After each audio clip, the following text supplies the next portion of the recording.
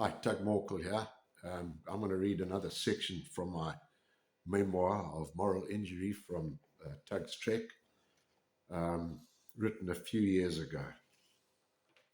This is chapter 4, where Tug transforms. I'm still a teenager. Another vivid memory of an experience with my father was halfway through 1974. I was 14 years old. The Rhodesian War was escalating, particularly in the northeast region where our farm was located. The region had been declared operational area in 1972 and given the name of Op Hurricane. Casualties were mounting, and only as an 18-year-old, our friend Nigel Willis, serving in the SAS, had been killed in action on Valentine's Day. His Shamva parents were devastated but proud of their son's war effort. One Sunday morning during the July school holidays, my father came into my room early and woke me up. He told me to get dressed quickly, grab a rifle from under my bed, and come with him. Excited about the prospect of perhaps shooting some vervet monkeys close to the spruit, I leapt out of bed, threw on my clothes, and followed him. We were soon walking briskly towards the farm clinic, and halfway there he stopped and turned to me. Son,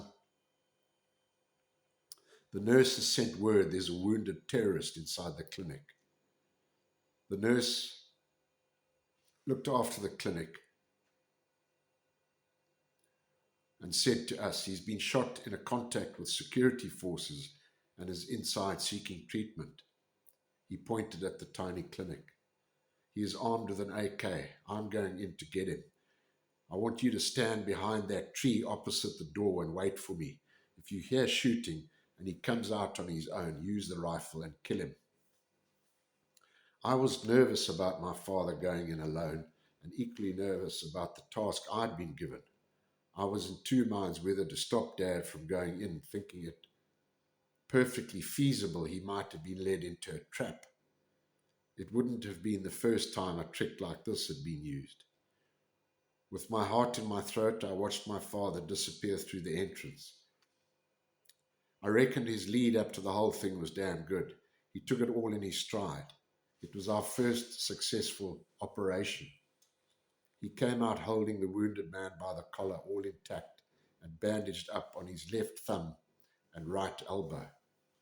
He had been involved in a contact with the security forces the day before and had gone to the clinic to get help, thinking the nurse would be a sympathizer.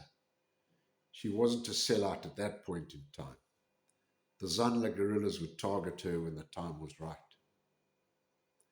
We handed him over to the local police station at Shamva, and when we got home for a late breakfast, my father told the family who'd been shooting and successfully bagged a monkey. The rest of the family yawned. Only years later did we let on to my mother that my father had taken his 14-year-old son into a potential shootout situation. Kids grew up fast in Rhodesia. Given the success of our morning's activities on that occasion, it seemed like this war was going to be easy. How terribly wrong we were. That's just an excerpt from my book, and I still remember it like yesterday. Um, and I remember what one of the guys at school said to me. He knew all about it. And I said, how did you know all about it? He said, well, his father was involved in police intelligence and had led on that there was this young guy, Morkel, that had been involved with his father um, in a capture. And Esnut was eventually turned by the insurgents and would feed and send medical supplies to their camps in and around the area. Anyway, thanks for watching. Give us a thumbs up, subscribe down below, visit tugmorkel.com, and within that you'll learn where you can feed off some wonderful therapy for post-traumatic stress disorder, moral injury, and all other things perhaps you want to talk about there. Cheers for now.